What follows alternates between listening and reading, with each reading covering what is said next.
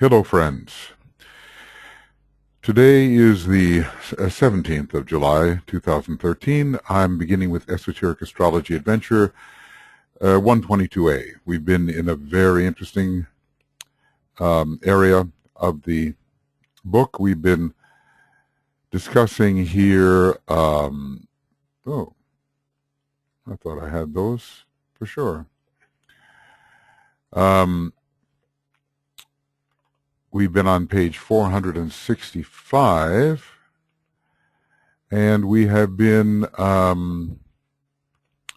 looking at a certain figure which deals with the great constellation of Sirius Pleiades Great Bear and the means of working through into our solar system through certain zodiacal signs, through actually 3 triangles and 6 zodiacal signs. These are the primary ways in which there is an expression from the great cosmic triangle of Sirius Pleiades Great Bear into our solar system.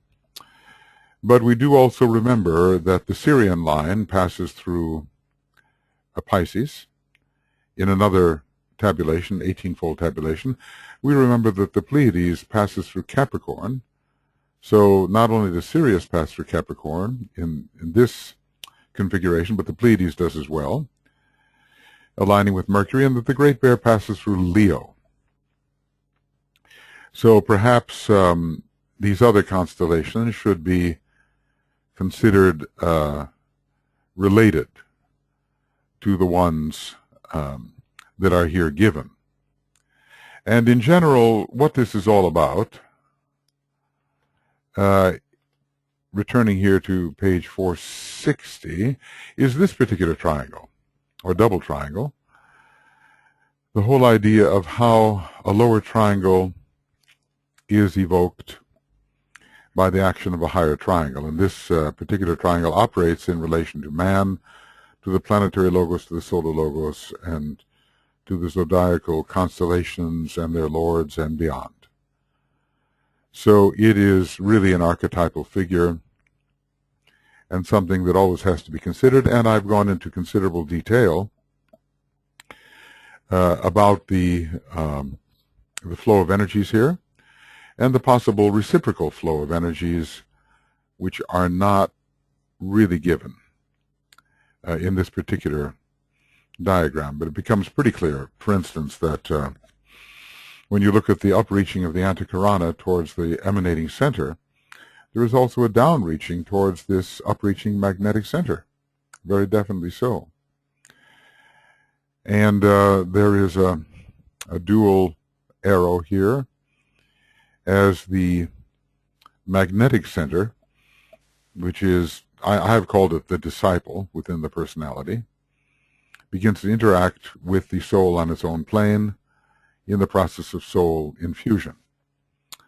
So I think we can see that that particular diagram could not be presented exactly as it is, or it would have to be divided into 2 diagrams or 3 to illustrate the way the arrows were focused or pointed at any time in the process. Meanwhile, DK has given this extensive, very deep, from 460 on, analysis of the flows in the triangle, double triangle, diamond-like, which we have been considering.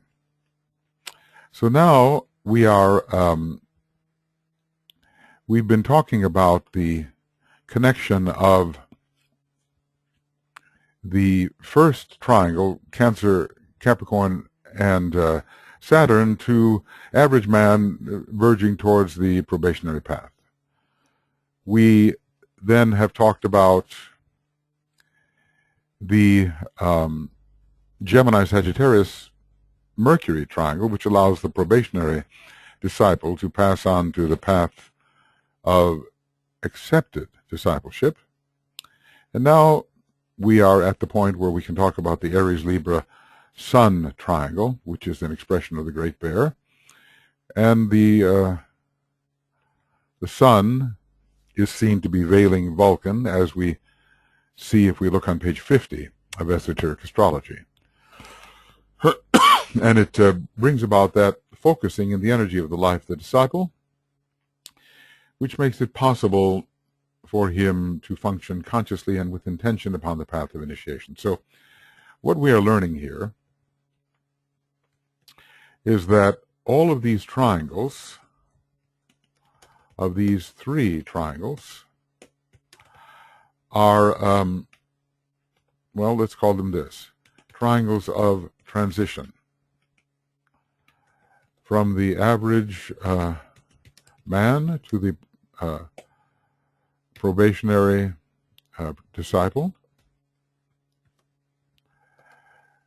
and from the probationary disciple to the accepted, that's the accepting disciple, I'll make it easier, accepted disciple, from the accepted disciple to the initiate. Triangles of transition. We are all in transition, are we not? We have reached a certain status of evolutionary unfoldment, and because of the spirit within us, which is never satisfied until it returns to exactly what it is, we are reaching towards a still higher state. So some of these triangles can help us do that. And we have to realize the relationship of the triangle to our own particular case. It's not too hard to do if we are careful and truthful with ourselves. So he enters the realm of the formless worlds because Aries, the sign of beginnings, makes this possible. Yes, entering into the fiery worlds via this fire sign. Now, can we call the higher mental plane formless? Not really. So the question is one of pure being, really. Aries acquaints the individual with the nature of pure being. It has a peculiar relationship to that when I think about its rulership of the soul of India, which is a Rewan soul. The emphasis, spiritual emphasis in that great country, when we consider the highest of the spiritual contributions, has been upon the great Brahman, pure being. And Aries and the first ray correlate with that. So it's the sign of beginnings, and it makes this possible. Through the potency of Libra, he has succeeded in achieving that point of balance, which makes the final escape from the pairs of opposites possible. Now, this is the final escape. And Uranus, no good. Uranus, which is a ruler in both cases of Aries and Libra, rules what's called the final burning ground. And every burning ground is preparing the road for escape into a higher sphere or higher dimension of expression and realization. He now knows through transcended feeling and from identification with the seen vision the true meaning of being. And this, to some of us Aries individuals at certain times, this means a lot. I'll make that larger. So, very interesting that these are triangles that assist us to move along the path, and I suppose should be identified within the chart if we sense ourselves to be responsive to or subject to one of these triangles, and see how more specifically it may be working out in our lives. So we've had Sirius moving through, let's see, where are we here? Got to find my way back, don't I? 465. We have Sirius moving through Cancer, Capricorn, and Saturn. The Pleiades, which is in a way, interestingly, out of the alignment. This is the point off to the right, at which it is stationed, working through Gemini, Sagittarius, and Mercury, and the Great Bear, working through Aries, Libra, and the Sun veiling Vulcan. And what we understand by this is that, interestingly, Sirius is upholding the, relative to this triangle, the kind of monastic position.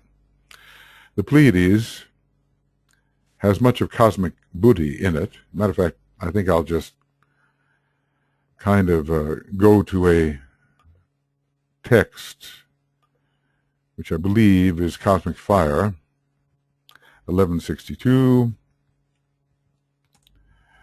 And here we have something that I have been underlining. And it's like this. The energy centers of the Solar Logos are themselves in the form of vast lotuses, or wheels at the center of which lie hidden that central cosmic life we call a planetary logos, really a cosmic being, after all. Think about that. Although it's planetary and intra-systemic, it's considered a cosmic life.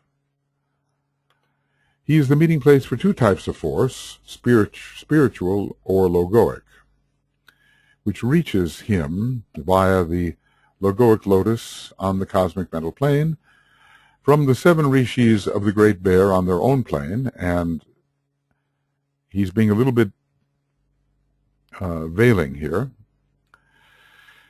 because their own plane might be considered to be from, let's see if I can do this correctly.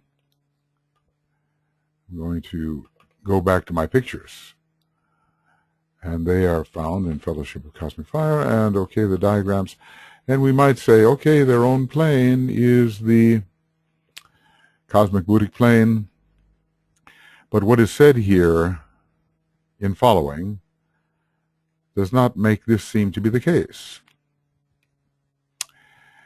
Their own plane, and secondly, of Buddhic force, cosmic Buddhic force, which is transmitted via the 7 sisters of the Pleiades from a constellation called the Dragon in some books, and from which has come the appellation Dragon of Wisdom, who contains this dragon power and also the Buddhic force.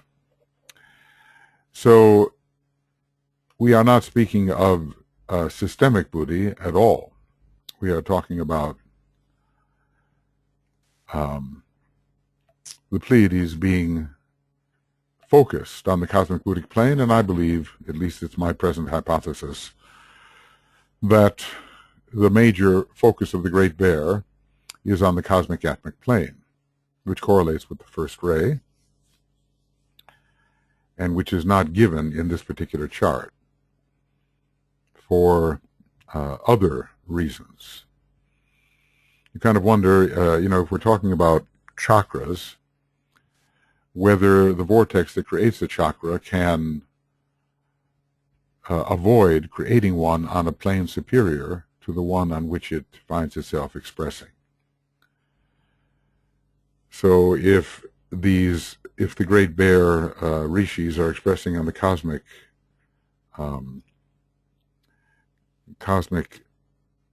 Buddhic plane as chakras in the great life of the one about whom naught may be said, can they avoid creating vortexes on the cosmic atmic plane through which they've had to descend?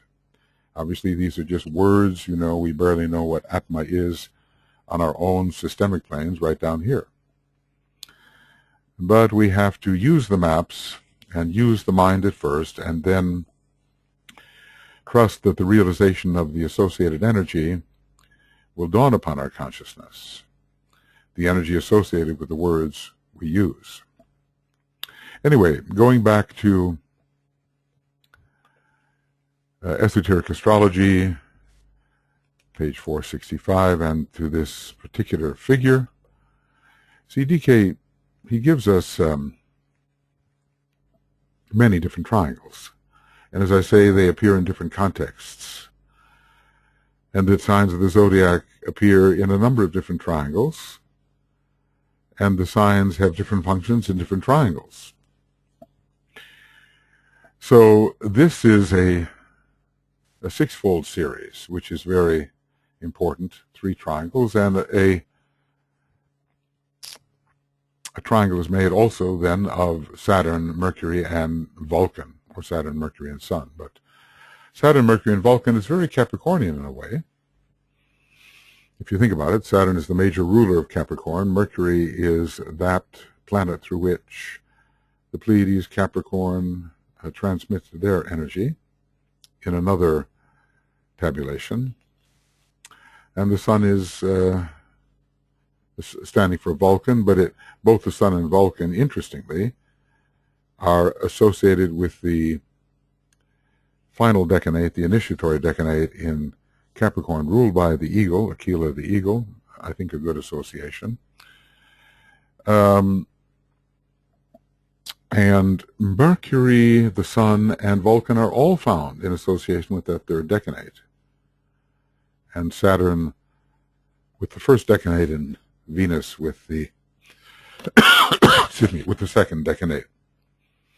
So there's a strong alliance of all these factors with the sign Capricorn.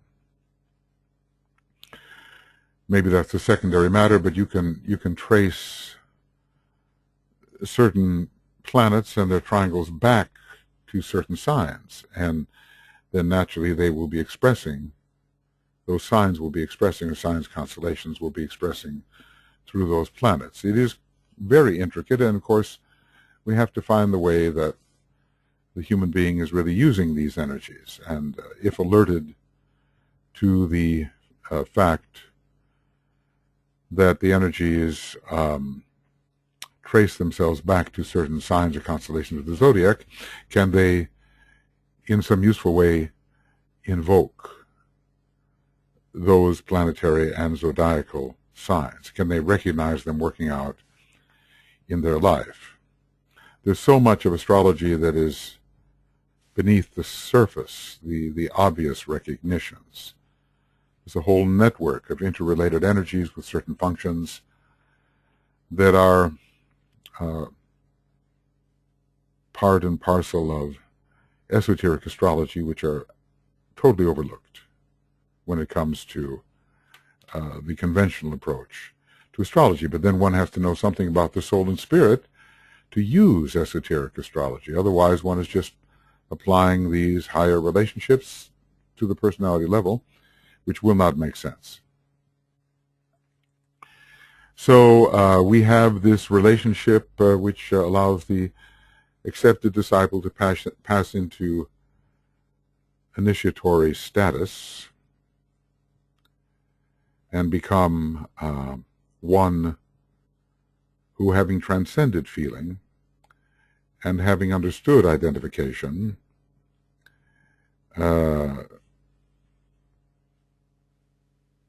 and identification with the vision that he sees, understands the meaning of true being. This is the relationship of Aries to the third initiation and the realization of being. Libra is a shambolic sign in a way, because it governs the royal road into Shambhala, the first realization of which comes with the monad, the consciousness of the monad at the third initiation. And the Great Bear is also involved in inclining one towards the realization of true being.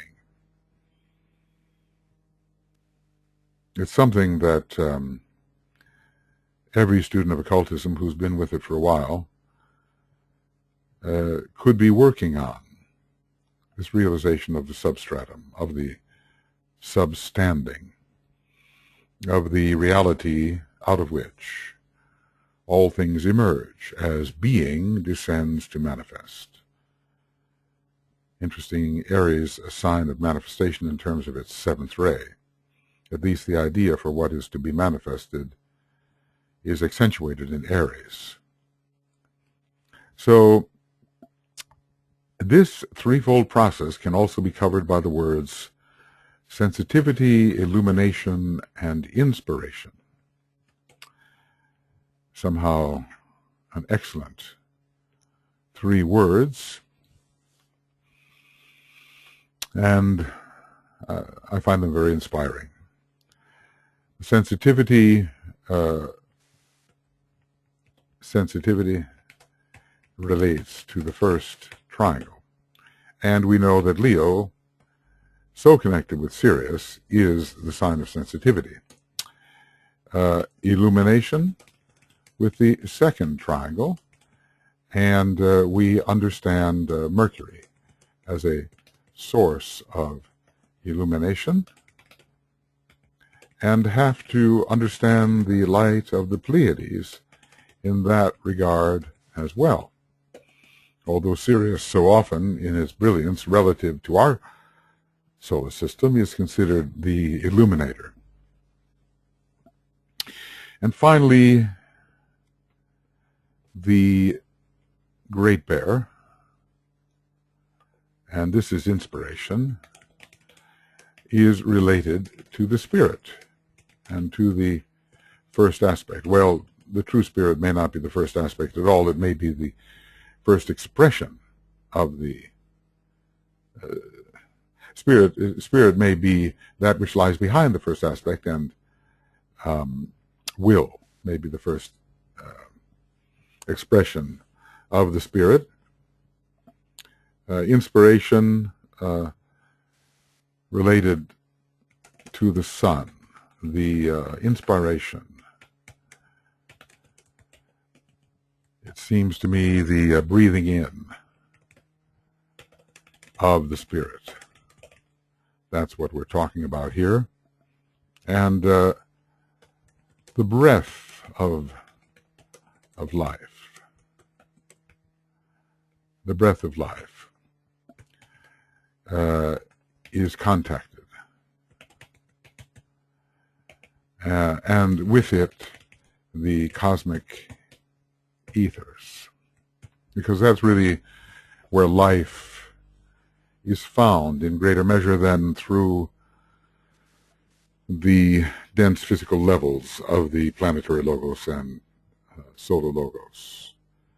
At least it's less inhibited on the cosmic ethers, which are ruled by Uranus. In a way, when you look at that Aries Libra Sun triangle, we know from page 50 that Vulcan is the ruler, but Uranus wouldn't be a bad ruler either. It is the hierarchical ruler of Aries and the esoteric ruler of Libra, and it is often a substitute for the Sun. The solar power is expressed on the logoic plane, and the logoic plane is one that we can easily associate with Uranus. If we take the 3 synthesizing planets and use Uranus for the logoic, Neptune for the monadic, and Saturn appropriately for the atomic plane. So Uranus is involved here. Sometimes when you look at page 70 or 71 of Esoteric Astrology, you see a kind of statement about what happens at the third initiation. And it says, at the third initiation, the moon, veiling a hidden planet, and Mars bring about a fearful conflict, but at the end, the man is released from personality control. Now, there's reason to think, in one respect, that it is Vulcan, because it's a hidden planet, and not just veiling a planet, but a hidden planet. But from another point of view, at the third degree, one is meeting Uranus or the Hierophant. The Hierophant is symbolized by Uranus at that point. The Christ is symbolized by Neptune as the initiator for the first two initiations, and from that time on, the initiator is bringing the initiate candidate onto the cosmic ethers, which are ruled by Uranus. So Uranus could be involved here. The moon does veil Uranus in the type of individual who could possibly undergo the third initiation, have to be strongly mentally polarized. And yet Vulcan is probably the proper planet in this particular case, bringing about a great expression of light in the first ray aspect, a kind of an overpowering light, blinding light, as St. Paul experienced at this point on the road to Damascus. You kind of wonder, he was going there to persecute those who had taken up the following of Jesus, but he was stopped in his tracks by the Christ who was to use him as the 12th disciple, taking the place of Judas. All of that is quite intricate, maybe a little difficult to understand, but DK tells us that Paul took the place of Judas. So obviously Judas did have some guilt, regardless of the various ways that now appear to explain his betrayal of the Christ as ordered by the Christ in order for the prophecy to be fulfilled, for the scripture to be fulfilled. Well, we're really touching on one interesting group of energies after another, and of course we don't want them to remain strictly as abstractions, something that is nice to know. I remember my old teacher. I've had two great teachers in my life. One here right on the planet. He got me started in all this a long time ago. 6 planets in Pisces and Leo rising. Whew! First ray. And then Master DK, as so many of us feel about him as the teacher.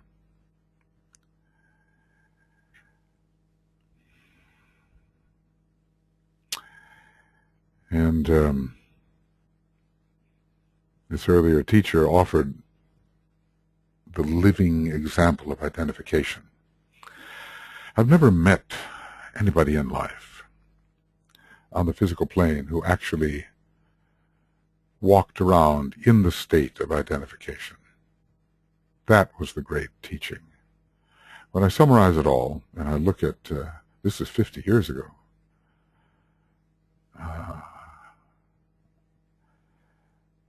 if you think about Pisces and Leo, and how much they could promote the state of isolated unity and of identification, this man had it. And if I think about all the different things that he taught me, he was more like a darshan, maybe than specific items, although many items of information come back to me.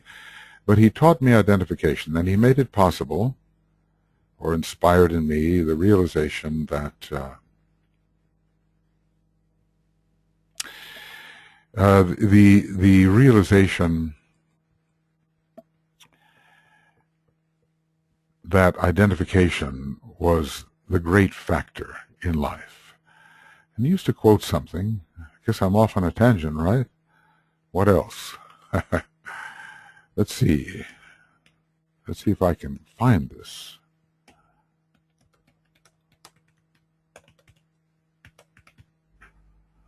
And this was by Clymer. But I'm not sure that I'm going to find it here. Clymer. Look upon my face and die. I once found it. C-L-Y climber. Look upon my face. I wonder if I do find it.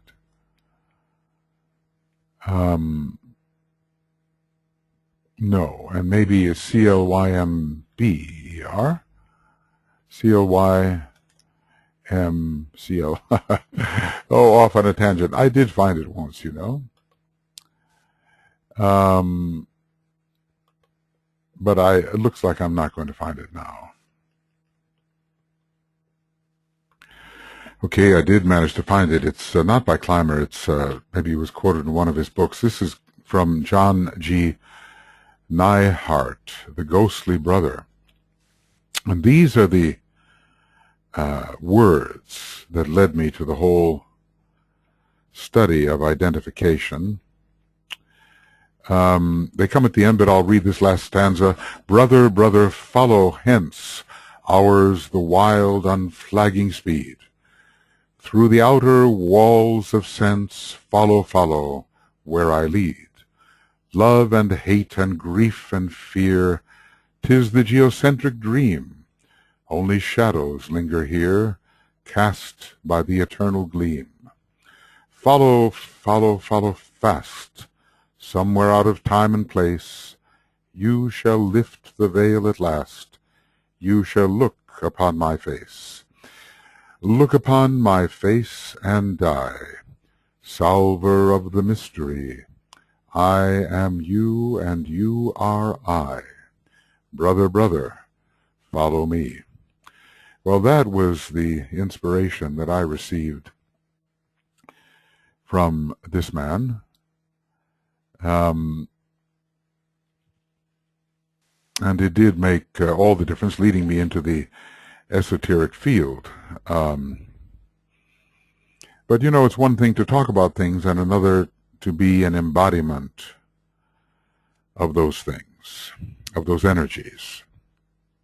And that's what we all strive for, to be an embodiment of the energies which first must be approached theoretically, but then one day the veil shall lift, and one will not only see those energies, one will be those energies. Be them. One already is, but one doesn't realize it. And that's the issue, to realize what we actually are. Another group of energies can be touched upon, though any elucidation is not possible. They concern the focused energies of the 7 solar systems, of which ours is one. These energies, well, any elucidation is not possible. Okay. That's quite a statement. And these 7 energies are differently interpreted. Sometimes they are interpreted as being systems of stars which are constellational and include Orion and Little Bear and,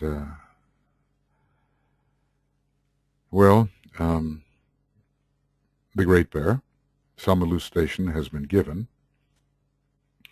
The Pleiades, Sirius, but they are sometimes considered to be the chakras of the one about whom naught may be said. I personally also interpret them as actual solar systems, and not as systems of stars, but as a group in which 7 major stars are found, as well as perhaps many others of lesser degree.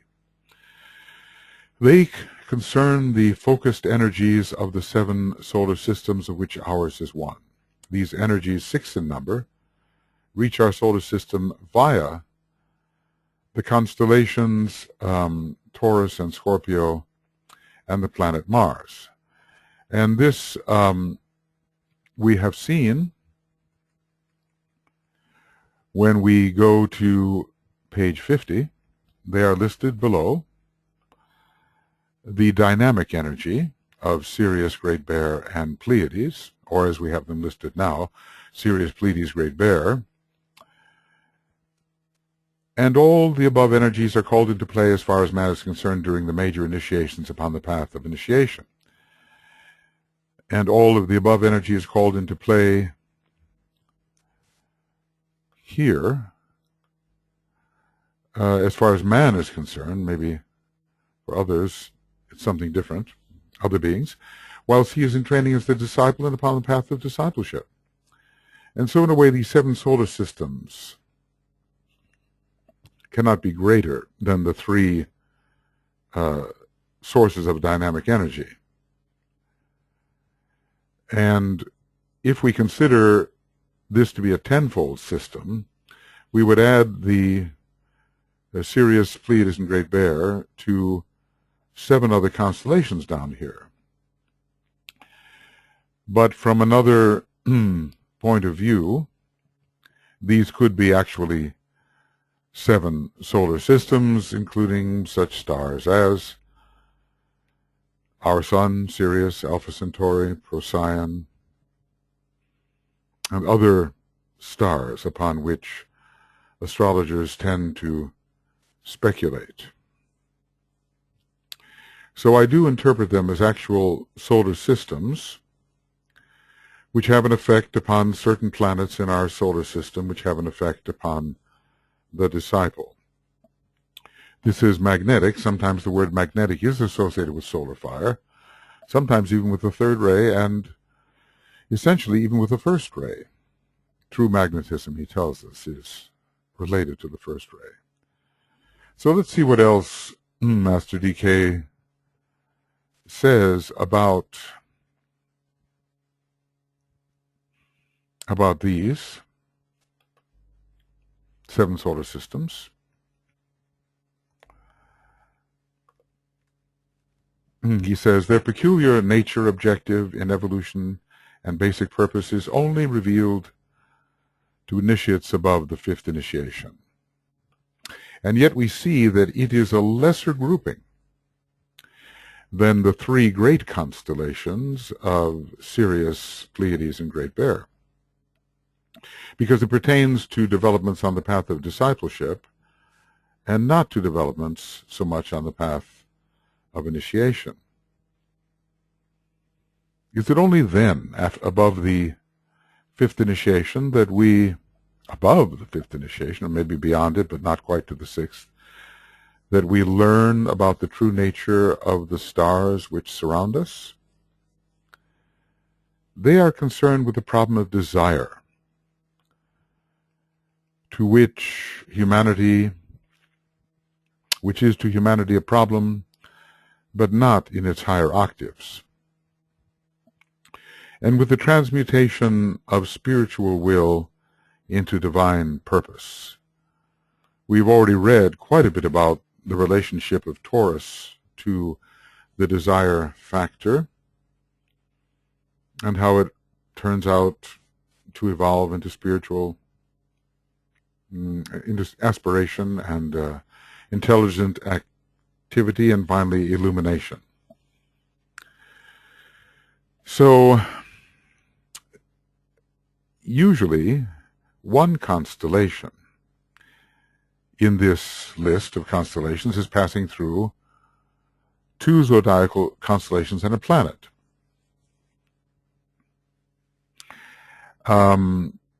The Pleiades, a great constellation, through 2 and a planet, and the Great Bear through 2 zodiacal constellations and a planet. Why should it not be so in the case of the 7 solar systems?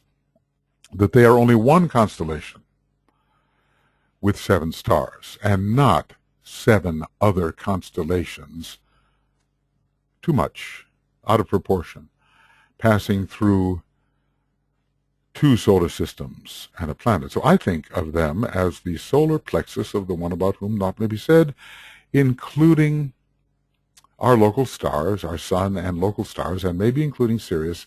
I tend to think so.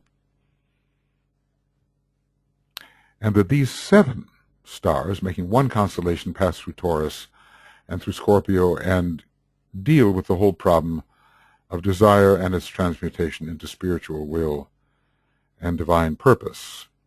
we certainly know that Taurus is involved with that type of transmutation.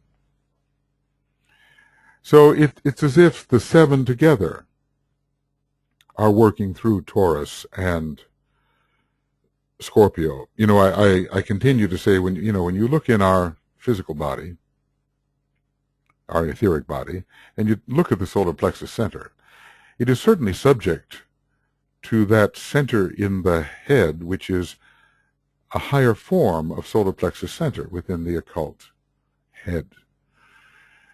Then you look at the zodiac here. One of the places the zodiac expresses is in the heart and the head center of the human being, and each petal is attuned to a zodiacal constellation, and each petal is powerful. Is any one of those petals, well, certainly all 12 together are more powerful than a solar plexus in our own system. Is any one of those more powerful than a solar plexus? And what would be the method of transmission by which a solar plexus passes to a zodiacal center within the heart and the head, and then elsewhere? It seems to be a reversal of the right direction. I still haven't worked out the proportion here of power, the proportion of power, the hierarchical status of different beings or centers within our own etheric body. Because it is established that the solar plexus in the head is more powerful than our own solar plexus. Now, the solar plexus in the head of the one about whom naught may be said will be the star Merak, the sixth-ray star. And it, in a way, should be more powerful than any constellation which represents the solar plexus per se and the one about whom not may be said. But we have a magnitude problem, because we're dealing just with one star in the Great Bear. Remember, the seven stars of the Great Bear are the seven head centers of the one about whom not may be said. So we have Merak, a single star. In a way, it's a controlling center, in a way controlling the entire solar plexus, which has to be constellational in the one about whom not may be said. There's a problem in magnitude. Can one star, or the logos of one star, control the whole constellation? I can see how the whole Great Bear, representing all the seven head centers and the one about whom not may be said, can control a constellation. But can one of those stars control a constellation? Let's just see. We'll just take a little look here as to where we find this. Great Bear head centers. And the seven head centers correspond in the microcosm to the seven rishis of the Great Bear, the prototypes of the seven heavenly men, and the centers above enumerated. It should be remembered that all these centers have their correspondences in etheric matter and are found in the region of the head. He's being a little bit, vague. As I've said, there are centers maybe within the head and centers above the head that are symbolized by a certain Tibetan headdress. And that it is when these seven head centers are awakened that their counterparts are also safely awakened. These seven head centers correspond in the microcosm to the seven rishis of the Great Bear. Within what type of being? That's the question. And our solar system with the Pleiades and one of the stars in the Great Bear form a cosmic triangle, or an aggregation of the three centers in the body of him of whom naught may be said. The 7 stars in the constellation of the Great Bear are the correspondences to the 7 head centers in the body of that being, greater than our logos. And there it is, page 182 of a treatise on cosmic fire. And here quoted again at the end of Esoteric Astrology, where the cosmic fire references having to do with astrology are gathered, correspond to the 7 head centers of this great entity. So while it's pretty sure that the entire Great Bear could master anyone, you know, that this is the greatest of the head centers, and therefore can master any other center in a human being, and presumably any other constellation of stars representing the other centers in the body of the one about whom nothing said.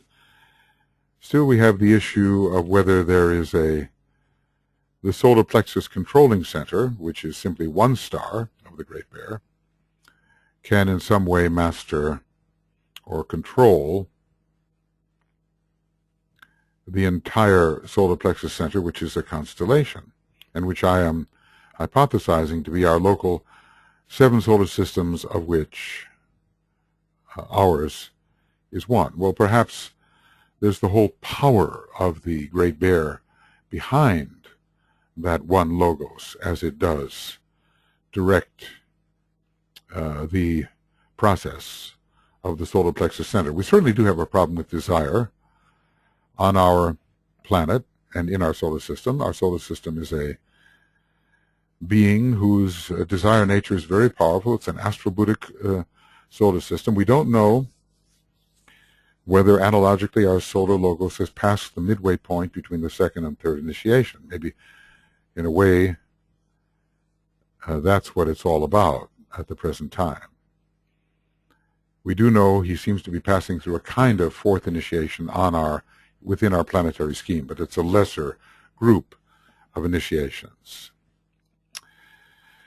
So we are not yet, perhaps, cosmically, mentally polarized, just as a human being is not mentally polarized until passing the midway point between the 2nd and 3rd initiations. Anyway, not much is said about these 7 solar systems, and it's a very blinded area. Some people, as I say, have gone on and thought that every solar system is really a great constellation. While I think that is possible, it doesn't look right to me, because it doesn't add up when you look at what expresses through what. As I've said, each one of these 3 is expressing through 2 zodiacal constellations. So how is it then that 7 constellations would express through only 2 zodiacal constellations and a planet, a non-circular one at that, when of the 3 great constellations, each one of them expresses through 2 and a planet? The comparison doesn't seem correct to me. But anyway, they are concerned with the problem of desire, which is to humanity a problem, but not in its higher octaves. Maybe there are higher octaves of the problem of desire. Certainly the Buddha came to us to teach us how to handle desire per se, the kind of desire that we normally deal with. They are the originators of conflict. They are the originators of conflict. Now, a lot of 4th ray goes through them because of the 2 constellations, if you think about it. Taurus brings in the 4th ray only, as far as we're concerned, and have been told, although other rays may be there, as I've talked about. Scorpio brings in the 4th ray, though other rays may be there. It's the major 4th ray conduit, constellationally. 4th ray, conflict, and Mars, conflict. They are the originators of conflict, are closely connected with the 4th ray of harmony through conflict, and are therefore in a peculiar relation to the 4th grade of hierarchy. Well, you know, Hercules was one teacher, a scorpionic teacher. identified with that cosmic decanate we call Scorpio, our constellation Scorpio. Buddha was a Taurian teacher. The Great Light identified with one of the cosmic decanates as well. So two of the three teachers about whom DK says so much are connected with these two constellations, zodiacal constellations, and hence, in a way, are representatives of the seven solar systems, of which ours is one. To me, a solar system, at face value, is a star and a grouping of planets. Maybe if there are two stars, you can call it a constellation. There can be maybe two stars and groupings of planets. I think that's a gray area. Is it a solar system? Because there are, these double stars. As a matter of fact, they outnumber these single stars. They are systems. Are they constellations or double systems? To me, it makes most sense to say a solar system, one star, a double system, two star, and beyond that, a constellation.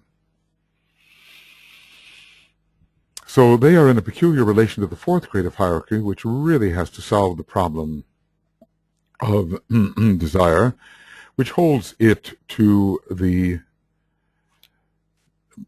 matter forms from the previous solar system. So they're in a peculiar relation to hierarchy, human, and to our Earth in this fourth round, because in this fourth round, this problem of desire is being solved. From one perspective, the solar plexus, which is the seat of desire, although the sacral is also the seat of some lower desires, is the fourth from the base of the spine, the fifth from above. If we count the spleen, the fourth from the base of the spine. So we have base of the spine, sacral center, spleen, solar plexus, the fourth. And it certainly is an area where much conflict is produced, though where the power to harmonize that conflict is generally not found. More in the heart center or in the ajna center is the power to harmonize found. So, I'm just pondering here on these seven solar systems. My colleague Nicholas and I have tried to work out which stars are involved. We have also included Altair, Fomolo, Vega. Maybe. Vega's quite far, 26 light years perhaps. And the others are much closer. I don't know about Fomolo. I think closer. And my colleague Peter Kubaska has other views of which stars constitute the seven solar systems, agreeing in some measure with the ones I just mentioned, but offering others. One of the stars in the constellation Eridanus. Anyway, that's a technical matter, and you can consult with them about their opinions. Suffice it to say, in my view, these seven solar systems are indeed stars. And they do together form a solar plexus center, in the one about whom not may be said, and the problems of that solar plexus center are being worked out, as far as we're concerned, through Taurus and Scorpio, the constellations Taurus and Scorpio. And I'm wondering, in a way, whereas the entire heart and the head center can direct any of the other chakras, it being the most powerful of all the chakra centers, so that's the zodiac together as extremely powerful. Can it be that in some way there's a line of energy connecting, let's say, our local solar plexus or cosmic logos with any one of the constellations, so that in some way the zodiacal constellations singly are less powerful than the other chakras? I'm rather, consumed with this hierarchicalization of power and scope. And it's not easy to determine which are the most powerful, which are the most developed stellar and constellational logoi, We only know a little bit about the relative development of our planetary logoi, and not very much. It's just that they are separated into three separate categories, which are the non-sacreds, the sacreds, and the synthesizing, which are a form of sacred planet of a higher nature. But in terms of, and we know that Venus is more developed than Earth, and Earth more developed than Mars, the logos thereof, the logoi thereof, more developed. But we're not given too much more. We can infer that the logos of Sirius is more developed than that of Venus, as it's still more occult planet and older in a sense. When it comes to Jupiter and Saturn, it's difficult to know, but maybe Saturn is the father of Jupiter. And Saturn is in a way the oldest of the synthesizing planets, or at least the one whose unfoldment began earlier. But is it necessarily, logoically considered, more developed, higher in status than the logos of Neptune or of Uranus? Or is it simply that it unfolded earlier? Well, we can make inferences about the relative degree of development of these planetary logoi. But, when it comes to solar logoi, well, Sirius is more developed than the logos of our sun, yes.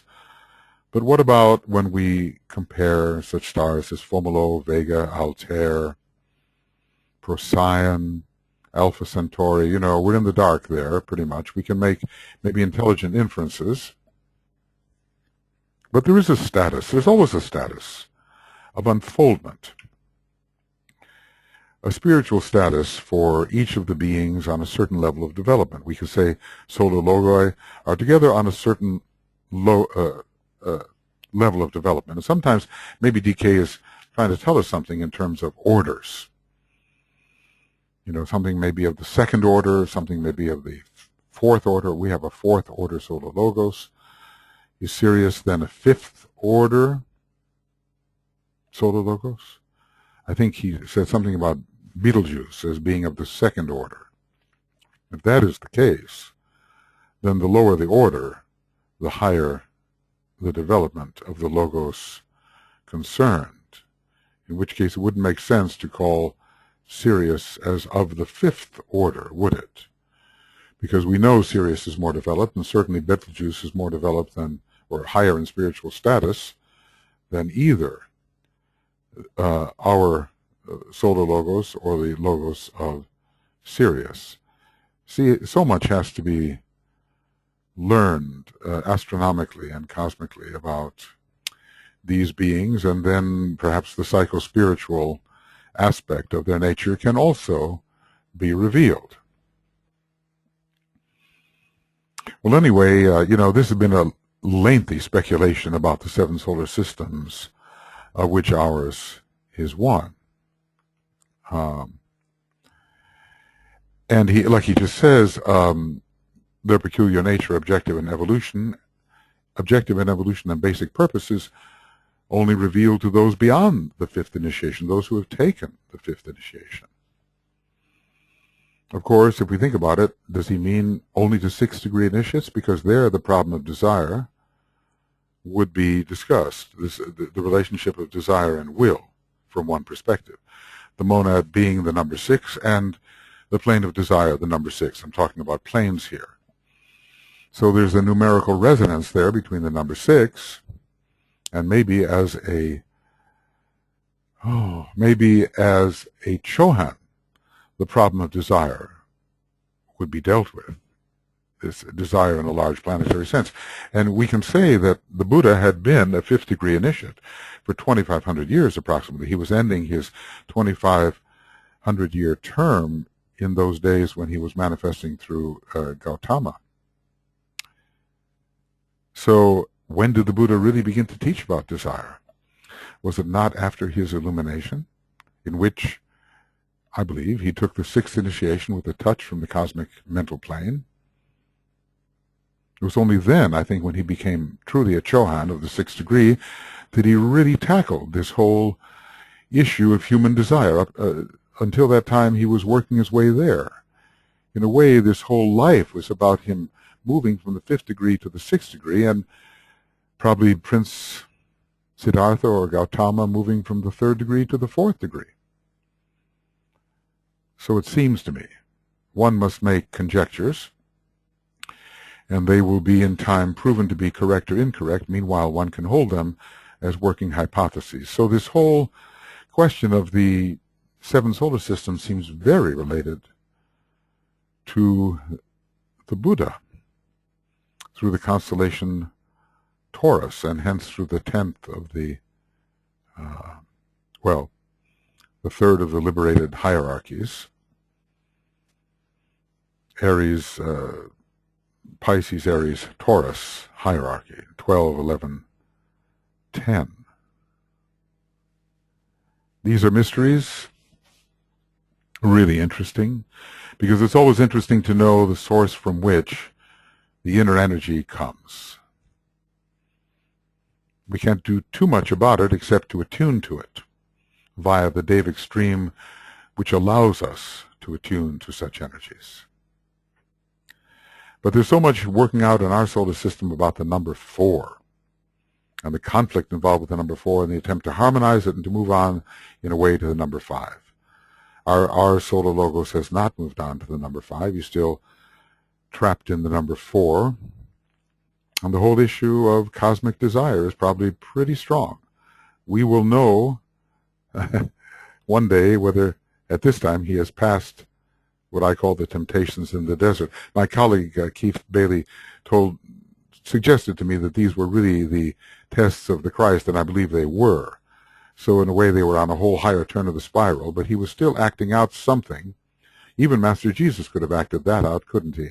Because he was already a 3rd degree initiate from the time of being Joshua the high priest. So he could have acted out or demonstrated for humanity something about the fight in the desert, the fight with oneself.